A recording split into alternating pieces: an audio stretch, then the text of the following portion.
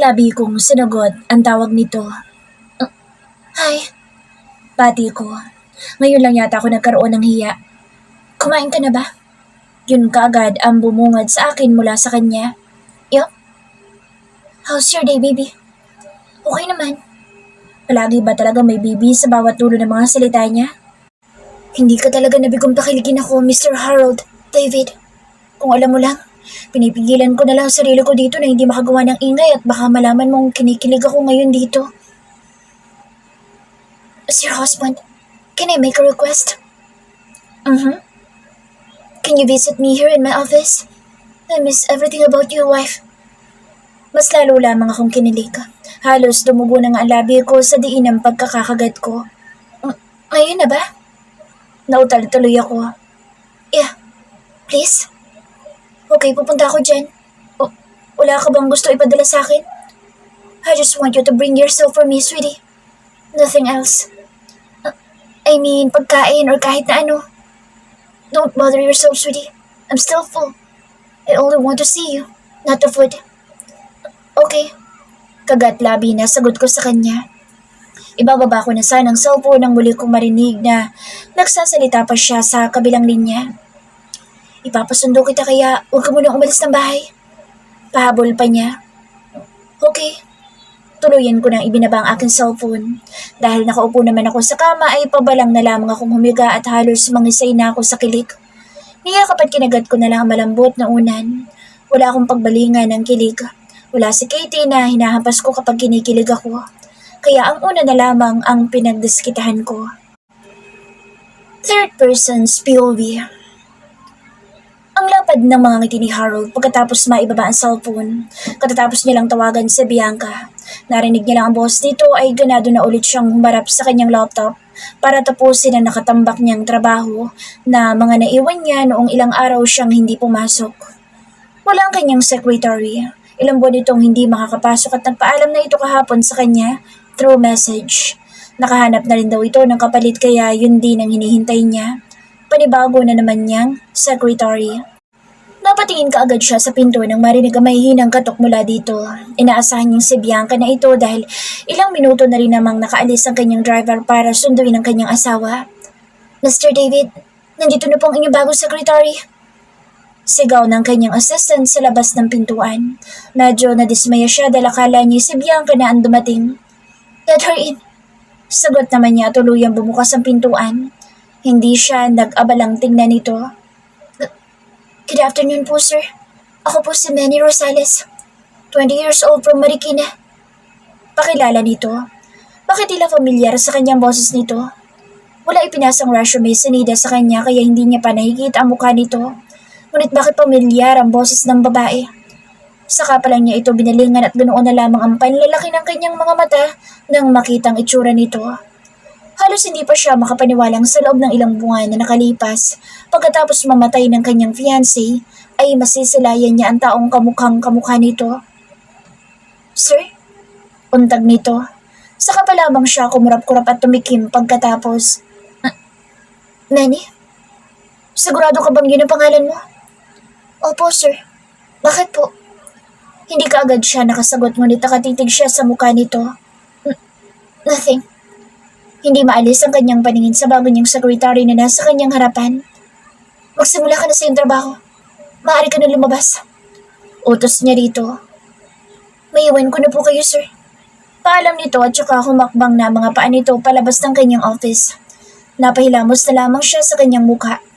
Hindi siya pwedeng magkamali. Si Manny, ang bago niyang secretary, ay kamukhang kamukha ng kanyang fiancé na nadamay sa pagsabog ng sinakyan nitong bridal car. Bianca's POV. "Manong, pakibaba nga po muna ako sa tabi." Tinuro ko ang stall ng mga prutas na nasa tabi lang ng kalsada. Napakaraming klase-klase ng prutas, ngunit iisa lang ang nakaagaw sa akin ng pansin, ang pinya. Bigla na lamang ako natakam sa pinya. Kaagad namang inihinto ni Manong ang sasakyan sa tapat ng stall ng mga prutas. "Ano pong gagawin niyo, ma'am?" Tanong naman ito. "Bibili lang po ako ng pinya."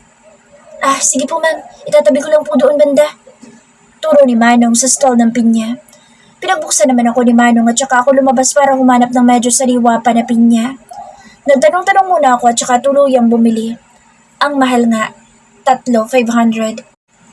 Natigilan na lamang ako nang hagilapin ko ang wallet ko sa aking bulsa ngunit hindi ko ito mahagilap. Nasaan ang wallet ko? Isang bulsa lang ang meron ng suot kong dress. Napangiwi na lamang ako nang hindi ko talaga ito mahagilap sa aking bulsa. Paano na lang ang pinya? Hindi ko pa yata mabibili. Ma'am, ano ang problema? Sumilip naman si Manong sa bintana ng kotse. Naiwan ko kasi yung wallet ko sa bahay. Nakangawing sagot ko dito. Ganoon ho ba, ma'am? Naroon ako dito. Magkano ho ba iyan? Hiramin niyo na lang ho muna ito.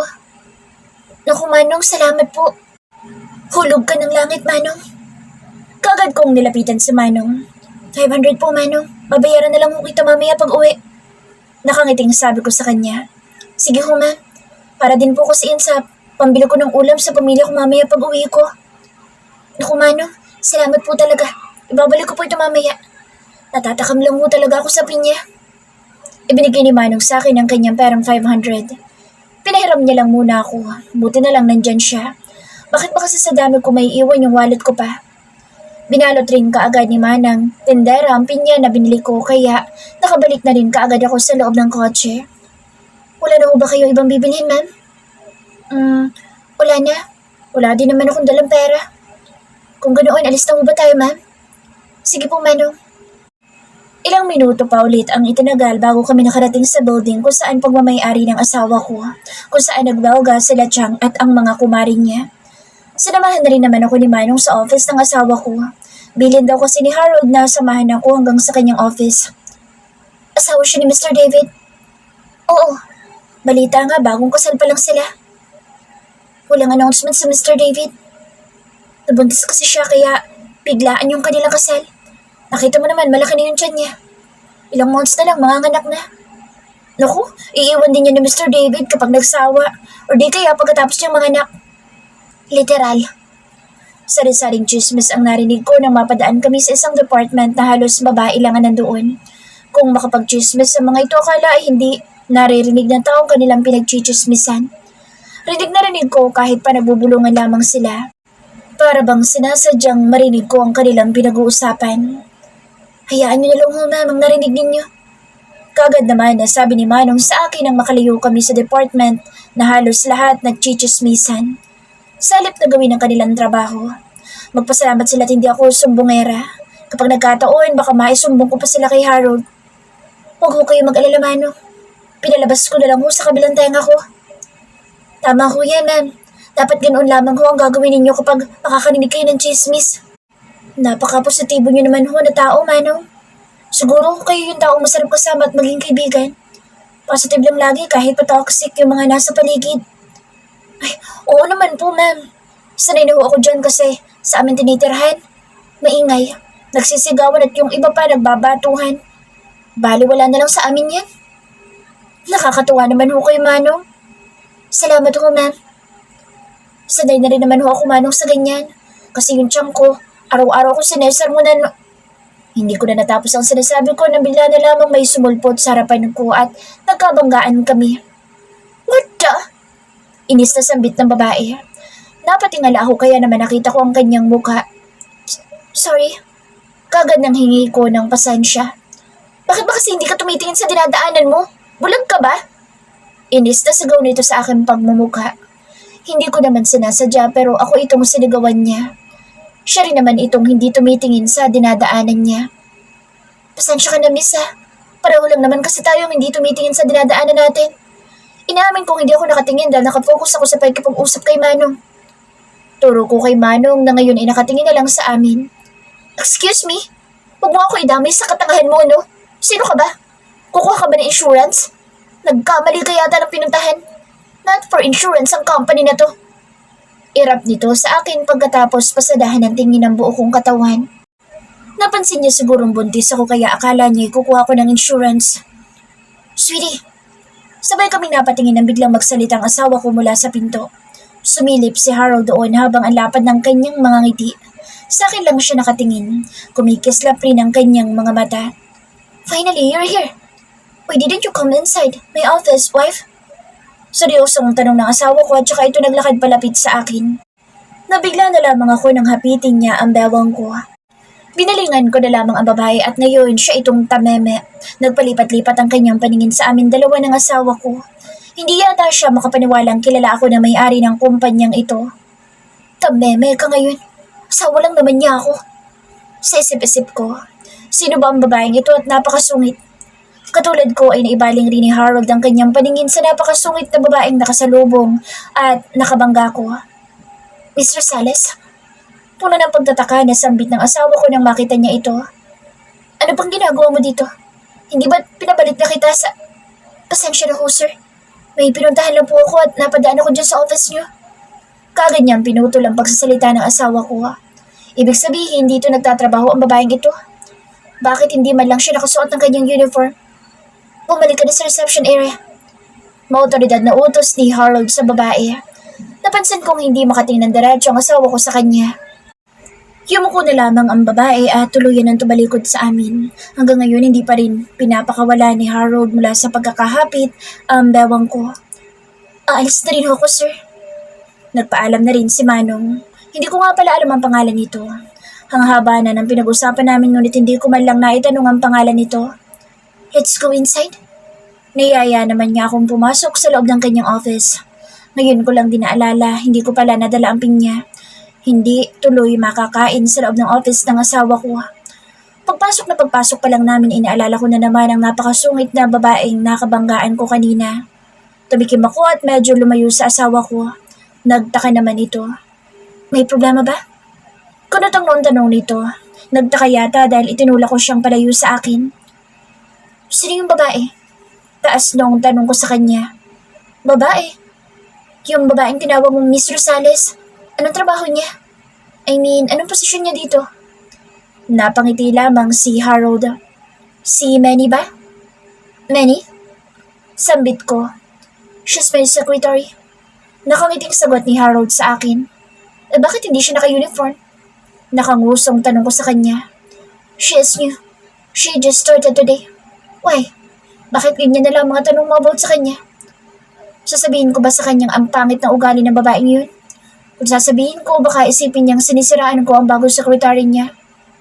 Huwag mo sabihin, nagsiselos ka na naman. Bigla na lamang niyang hinapit ulit ang bewang ko. Naglapit ang aming mga mukha. Langhap ko rin ang napakabango niyang hininga at kitang-kita ko kung gaano kaganda at kaputi ang kanyang mga ngipin. May dahilan ba para magselos ako sa kanya? Nakangusong tanong ko.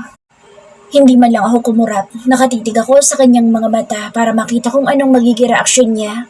Napawi ang ngiti sa kanyang labi. Napalitan ng seryoso ang kanina'y nakangiti niyang reaksyon. She is just your secretary, right? Walang dahilan para pagsilosan ko siya. After all, mas maganda pa rin ako sa kanya. Nakataas sa mga kilay na sabi ko sa kanya. Confident naman ako mas maganda ako sa babaeng yun. Huwag lang magkakamali ng sagot ang lalaking ito. Napaiktad na lamang ako na bigla na lamang pisilin ni Harold ang aking bewang. You don't need to compare yourself to her. You are my wife. And she is just my secretary. Seryosong sagot nito kasabay ng pag-angkin sa akin labi. Hindi man lang ako nakapaghanda, basta na lamang niya akong hinalikan kaya naman nilingkis ko na lamang ang aking mga braso sa kanyang leeg. May 500 ka ba dyan? Palabas na kami ng office ni Harold at naalala ko si Manong. Hindi ko pa nga pala nababayaran yung utang ko. Hindi na ako nahiyapan na tanongin ito dahil babayaran ko naman ito pag uwi namin sa bahay. Hindi man lang sumagot si Harold kundi dinukot kaagad nito ang wallet at saka ibinigay sa akin ng 1,000 pesos. Aanin mo yung 500? Tanong naman niya pagkatapos maibigay sa akin ng 1,000. Babayaran ko kasi si Manong. Napadaan kasi kami sa stall ng mga prutas kanina at napabili ako ng pinya pero naiwan ko pala yung wallet ko. Babayaran ko na lang ito pag uwi sa bahay. Pasensya na. You don't have to pay. Kagad naman nasabi niya. Napansin kong may dinukot pa siya sa kanyang wallet. Here. Nagbaba ako ng tingin sa kamay niyang may hawak na card. Ano to? Iniabot niya sa akin iyon. ATM card. You can withdraw any amount when you want to buy something. May pera naman ako. Naiwan lang talaga sa bahay ang wallet ko. I know, but that's my gift to you, my wife. Ayoko pa nga sanang tanggapin ngunit mapilit ang gurang na ito. Bumili ka na rin ng panty. Alam kong hindi na kasya sa'yo mga undies mo. Lumalaki ka na. Bigla na lamang bulong nito sa akin. May pangaasar sa boses nito sabay kindat sa akin at lumayo ito ng konti. Lumaki na nga ako. 5 months na rin kasi andyan ko at ang laki na ng pinagbago ko. Napapaisip tuloy ako, baka balyanin na yung tingin niya sa akin. Baka maghanap siya ng sexy kapag nagsawa na siya sa katawan ko. Dinaanan na muna namin si Manong para bayaran ito sa utang ko. Nagpahatid pala si Harold kaninang umaga kay Manong. Hindi pala siya nagmaneho dahil medyo sumakit daw ang ulo niya.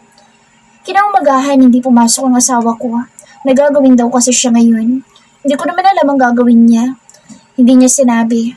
Ako naman ay nandito sa sala, kumakain ng pinya habang nanonood ng horror. Mapapaanak pa yata ako ng maaga dito sa horror na pinapanood ko. Wrong turn at masyadong brutal.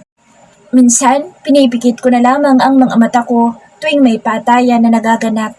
Ewan ko ba, kahit na hindi ko naman kayang panoorin pero heto pa rin ako, ayaw pa rin ilipat sa ibang movie. Sweetheart!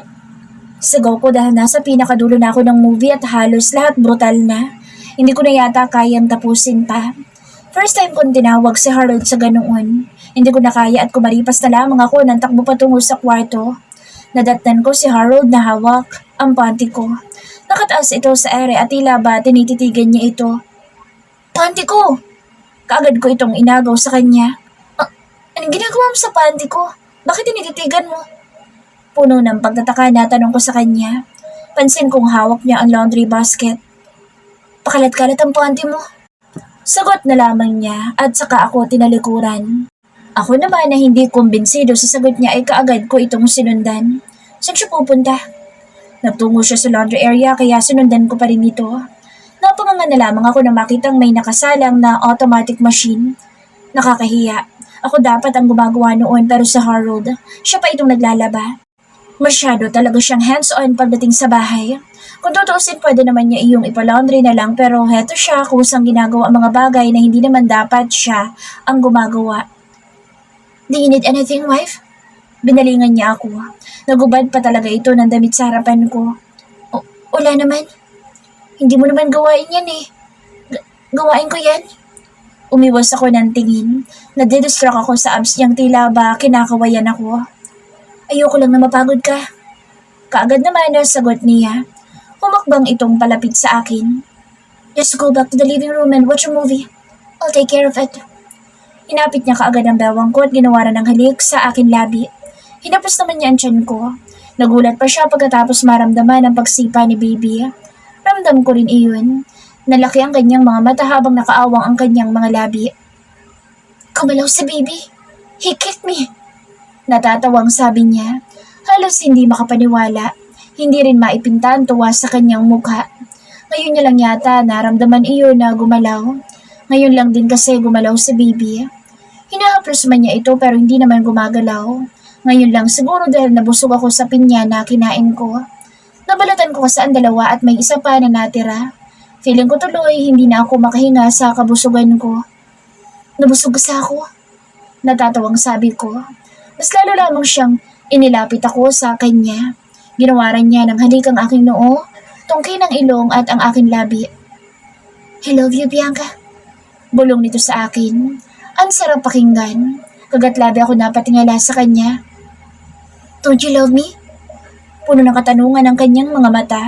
Unti-unting sumilay ang ngiti sa aking labi. Dapat siguro aminin ko na rin sa kanya na mahal ko siya. Hindi ko tuloy alam kung paano ko sasabihin. Sino ba naman ang hindi magkakagusto sa'yo? Tinuro ko ang kanyang dibdib. Sa gwapo mong yan. Sa kakisigan mong yan. Malabong hindi ako magkagusto sa'yo. Malabong hindi kita mamahalin. Kagat-labi kong sabi sa kanya. Namumula na yata ang aking mukha dahil ramdam ko ang pangiinit ng aking mga pisngi. Really? Hinawakan niya ang kamay ko at pinisil ito. Kung ganoon, mahal mo rin ako? Hindi kaagad ako nakasagot, ngunit nakatitig lamang ako sa kanyang mukha. Mahal mo rin ako, Mrs. David? Pilyong tanong nito sa akin. Marahan na lamang akong tumango. Mahal kita. Kagat-labi kong sagot sa kanya. Mas lumapad pa ang ngiti sa kanyang mga labi. Hinapos niya ang aking mukha at unti-unting yumuko.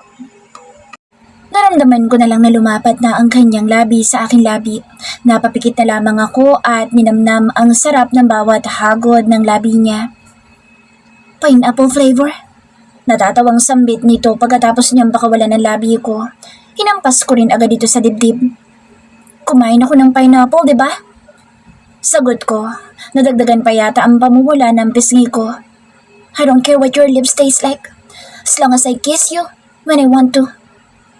I suddenly stopped breathing when he captured my face. He kissed me again. Sa pagkakataong ito, marahas at may halong pagmamadali. Lumipas ang isang buwan. 7 months na ang tiyan ko at nahihirapan na akong yumuko para magsuot ng medyas ko. Minsan pa nga si Harold ang nagsusuot noon sa akin. Dumalaw na rin kami sa OB-GYN ko para makapagpa-ultrasound. Alam kong kinakabahan din si Harold habang pinapanood niya ako na inu-ultrasound. Narinig ko rin ang heartbeat ni baby at sa wakas, nasalayan ko na rin ito. Nakakatuwa na makita ito kahit pa hindi pa gaanong malinaw na makita ang kanyang muka. Mr. David, nakikita niyo ba? Baling ng OB ko sa asawa kong natulala na yata. Honey, untag ko kaya napakurap-kurap ito. Honey na ngayon ang tawag ko sa kanya. Sa wakas, nabalik rin ito sa sarili. Nakikita niyo ho bang baby niyo? Ito yung ulo niya, paa at kanyang mga kamay. Turo ng OB ko sa screen. Napaawang na lamang ang labi ng asawa ko. Ang gwapo pa rin talaga ng asawa ko kahit pa wala sa sarili. Nasalayan niya lang ang baby namin, hindi na nakapagsalita. Namumutla pa. Honey, ayos ka lang? Nang makalabas na kami ng ospital, ilang beses ko na siyang tinanong kung ayos lang ba siya. Hanggang sa paglabas kasi namin ay hindi pa rin ito nagsasalita. Oo naman, ayos lang ako. Hindi lang ako makapaniwalang ganoon pala ang baby. Ngayon ka lang ba nakakita ng baby?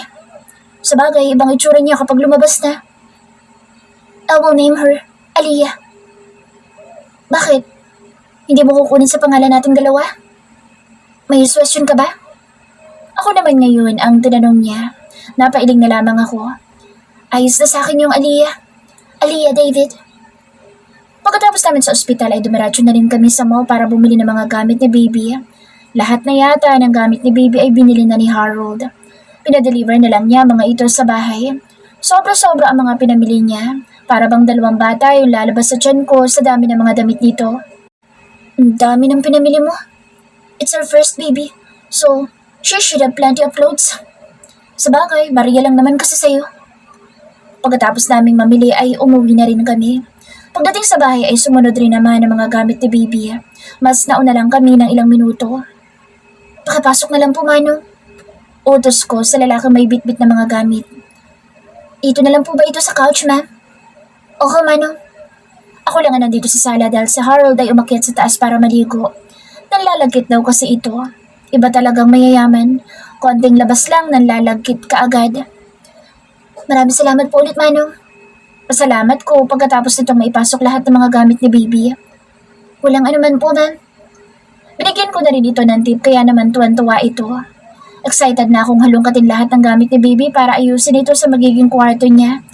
Naisip nga ni Harold na kumuha ng maid para may kasama ako ngunit tumanggi ako. Sabi ko kapag nakapanganak na lang ako, saka kami kukuha ng maid na makakasama ko. Pumayag naman siya.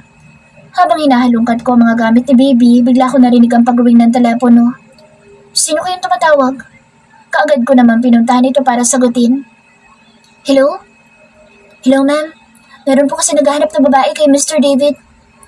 Sino daw po? Secretary daw po. Kumunod ka agad ang noo ko. Hanggang ba naman dito sa bahay pupuntahan pa si Harold ng secretary niya? Gaano ba kahalaga sa sadya niya? Bakit hindi na lang niya hintayin si Harold sa office? Sige, Manong. Papasukin niyo ho. Gusto kong malaman kung anong sadya niya. Bakit kailangan pa niyang pumunta dito?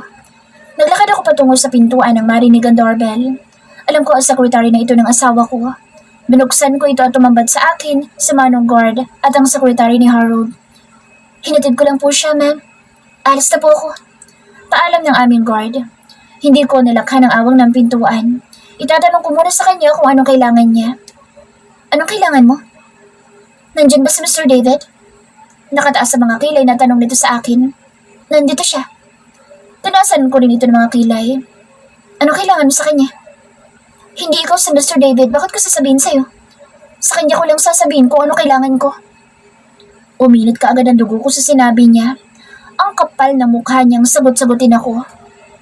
Hindi mo yata kilala kung sino ako. Mas tinaasan ko pa ito ng kilay. Kung maldita siya, pues maldita rin ako. Yeah, I know you. Ikaw lang naman yung haliparot na nagpabuntis kay Mr. David, hindi ba?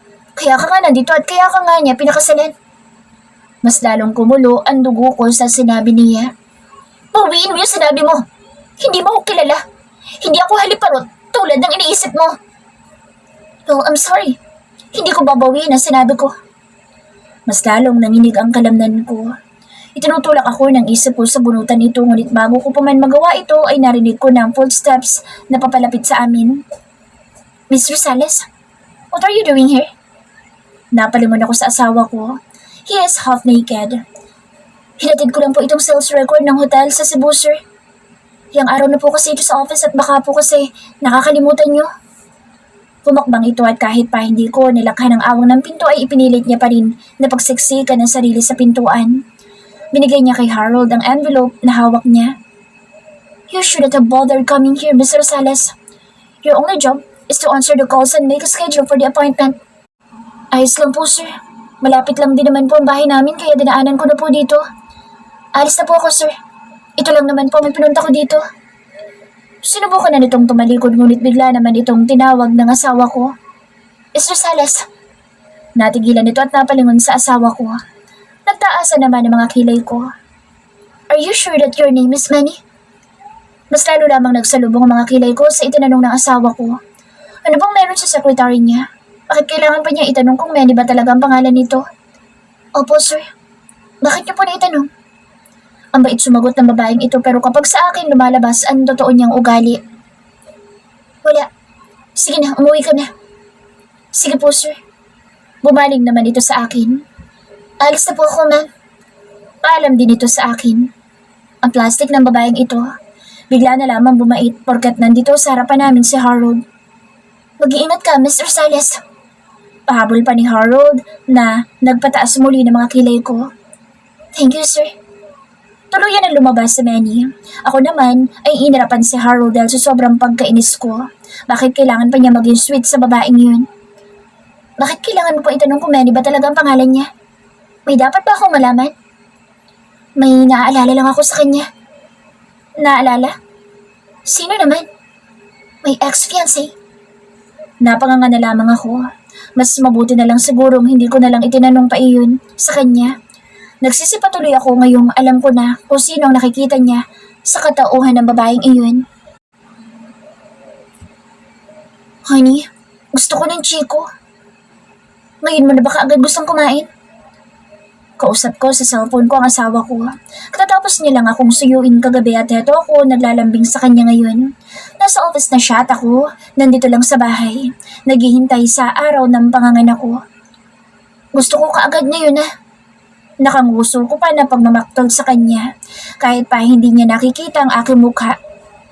Kung kailan malapit na ako manganak, saka naman ako natatakam sa pagkain na noon ay hindi ko kinakain pero ngayon natatakam ako sa mga ito.